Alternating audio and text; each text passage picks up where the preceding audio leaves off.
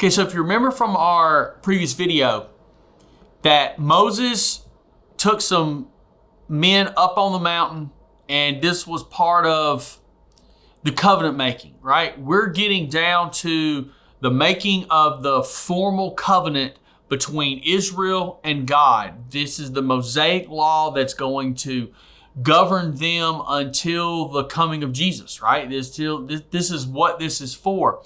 So when you go to verse 4 in Exodus chapter 24, what you find is some of the details of this all being worked out, and there's some really fascinating details. We're going to look at verses 4 through 8, but it may take us a couple of days to actually get through these verses because there's a lot of things happening here. Yeah, so God is speaking to Moses and telling him the law, and it says in verse 4, then Moses carefully wrote down all the Lord's instructions. Early the next morning, Moses got up and built an altar at the foot of the mountain. He also set up 12 pillars, one for each of the 12 tribes of Israel. Then he sent some of the young Israelite men to present burnt offerings and to sacrifice bulls as peace offerings to the Lord. Moses drained half the blood from these animals into basins. The other half he splattered against the altar. Then he took the book of the covenant and read it aloud to people. Again, they responded, "We will do everything the Lord has commanded. We will obey."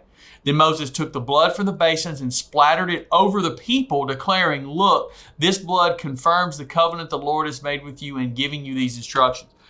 Man, I'm real glad we don't do that in church every Sunday morning, right? It'd be tough to keep your shirt clean.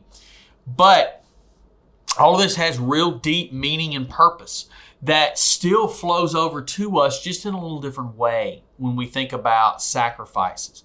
So first off, what does Moses do? He carefully wrote down all the Lord's instructions, right? When you go back to verse 3, Israel verbally agreed to a covenant with God. But this was not enough. It had to be written down. There were specific things to do to confirm this covenant. First, the word had to be written. He wrote down all of this. So God's word was important, that it couldn't be left up to human recollection or just, creative memory or any of those things. Written down absolutely correctly as the Lord said it. And with this, God didn't make an individual covenant with each Israelite, right?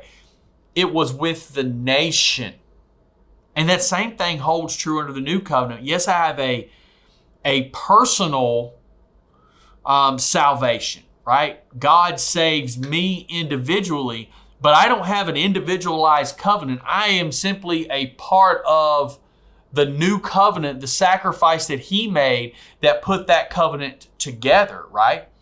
And nothing will ever contradict the word of the Lord. What Moses written down will not be contradicted. It's going to stand. It's going to continue. So they enter into a covenant as a people. We enter into a covenant with God, under all of us under the same covenant, with the same regulations, the same standards, the same pieces. It's Jesus once for all. It's God's grace. It's a call to holiness, all of those things. So the Israelites enter into a covenant in the same fashion. As a people, they had the choice to enter into this or not. So we're going to stop there. We'll pick up with some more of this tomorrow. You guys have a good day.